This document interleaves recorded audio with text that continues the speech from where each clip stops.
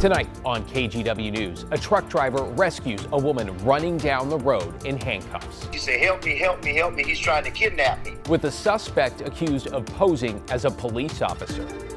And in the Woodstock neighborhood, businesses band together, hoping to stop a series of break-ins. It's just a mess when you walk in, and there's that jarring, someone's been in my space. Plus, why the daughter of one of the workers killed in the Longview paper mill blast says her father, just 3 months in, was trying to leave his job. Every family deserves an answer as to how or whether this could have been prevented. Then later, how a simple thing most kids take for granted so Junie can go on the playground spurred a Salem 7-year-old to launch her own fundraising mission in the spirit of inclusivity and kindness. But first at 11, Southeast Portland businesses, including Food Carts, say they are building a case against one guy they say has broken in multiple times over the last month. We're glad you're with us tonight.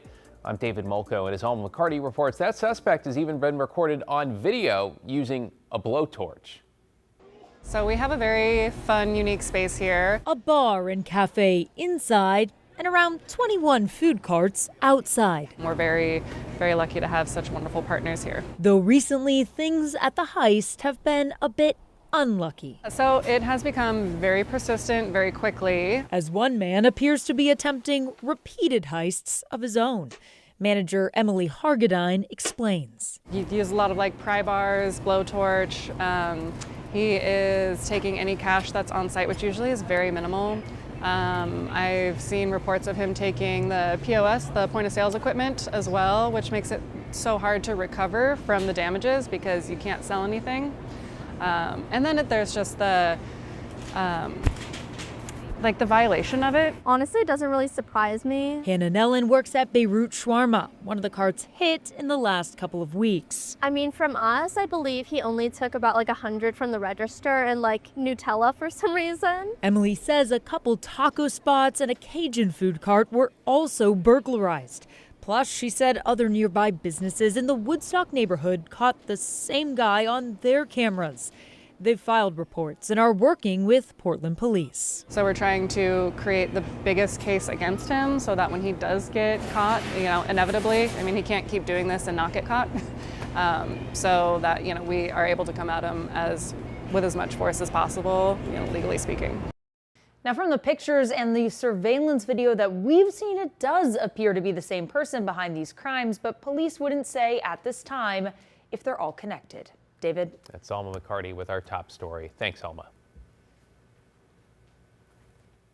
Let's talk about a suspected serial killer who pleaded not guilty in court today to the murder of a fifth woman in the Portland Metro. Jesse Calhoun is accused of killing 22-year-old Ashley Real, whose body was found in rural Clackamas County roughly 3 years ago. Her sister and her father, through a translator, shared their pain today after court. My sister doesn't have a life anymore. And her dignity was taken away from her. Because he can't imagine what he took from me.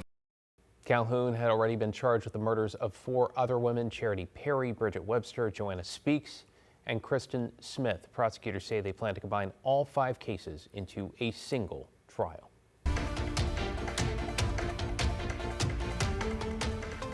My dad deserves peace. Tonight, the daughter of one of the workers killed in the chemical tank rupture in Longview is pushing for answers and accountability. Norman Barlow worked at the Nippon Dynaway plant for just 3 months before the blast that killed 11 employees last week, and says, broadly speaking, his daughter says he had safety concerns. His daughter describing him as a hard worker and a humble man. Barlow's body was recovered on Saturday. When I first found out, I was just hopeful that my dad would call at 3. I was just hopeful that he had been helping other people get out of the mess. That's all my dad ever did, was help people and work. Over the past decade, records show the state of Washington has taken formal enforcement action against Nippon Dynaway 18 times for environmental issues, with fines totaling more than $43,000, though it does not appear at this point that there are links to the tank in question. Nippon Dynaway has acknowledged they work in a highly hazardous industry, but says it approaches it with utmost care. State and federal investigations and their findings into the chemical tank rupture could take months. Well, let's switch to a live look over the Rose City on a day that looked a whole lot cloudier in spots, and you know what? Felt a whole lot cooler. Nothing wrong with that. Meteorologist Joe Ranieri is here with the first look ahead to Thursday. And Joe, it sounds like we are talking about the 70s. The 70s are coming back again. In fact, we were in the 70s earlier this afternoon, but it's going to be just a few degrees warmer heading into your Thursday. Walk out there right now. We're looking at a temperature of 61 degrees in downtown Portland from our Pioneer Park building camera. And looking into tomorrow, we'll start to see some clouds increase a little bit. But on the radar, yeah, we saw some showers roll through earlier this morning. And by the afternoon, we started to see a little bit more of that sunshine as that cold front moved in. Now we're going to start to see some conditions improve a little bit. But a big difference from our temperatures from what we saw yesterday, from the upper 80s to the low 70s. Now, the low 70s is average for the early part of June.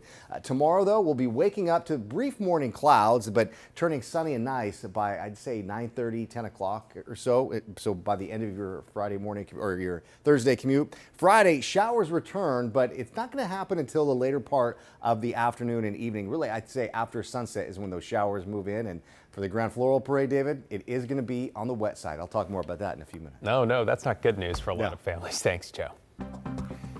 To get you caught up on tonight's other headlines now, the Clackamas County Sheriff's Office is looking for new video from a Sandy neighborhood to help in its investigation into Sunday's triple homicide. Police say 38-year-old Brian Moore shot and killed his wife, Jenna Overson, her mother, Beth, and a 16-year-old neighbor, Coben McClure. Moore is also accused of shooting a Sandy police sergeant who was airlifted to a hospital and is expected to survive. Detectives are now asking for video from anyone who lives in or may have been in the area on your screen around the time of the shooting. It's Sunday, 3:30 to 4 p.m. on Evans Street from Mining Avenue to Van Fleet Avenue. You can submit tips by phone or online.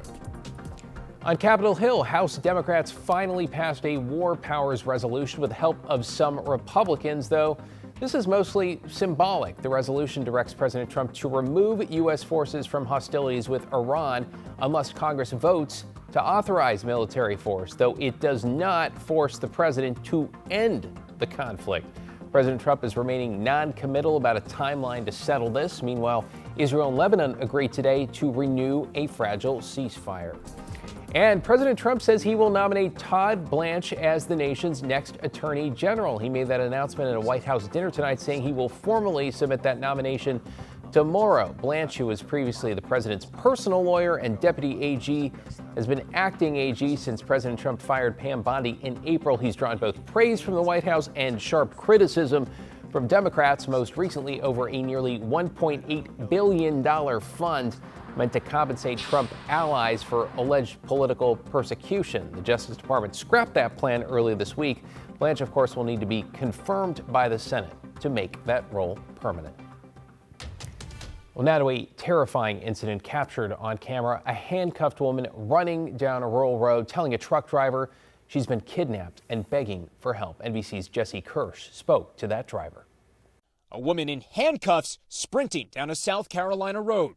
Hey, we got a girl over here running for her life. Watch the woman race toward this semi-truck with a swerving car right behind her.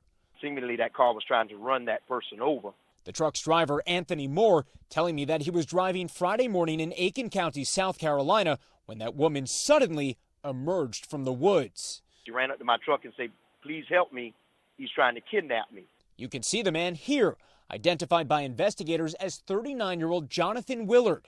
According to a sheriff's office report, the victim says Willard approached her while she was out on a walk, claiming to be with the police. He placed her in handcuffs, then into the rear of his car. The victim says she believed him at first, but got suspicious when he kept asking the same questions. Eventually, Willard pulled over, according to the report, and that's when the victim made her remarkable escape, running to the road and to Moore. Did you for even a split second think this was a legitimate law enforcement officer? No, sir. His face looked dirty. He was smoking a cigarette, had a cigarette hanging out of his mouth. Willard has since been arrested and charged with impersonating a law enforcement officer and with kidnapping after this disturbing scene caught on camera. Jesse Kirsch, NBC News.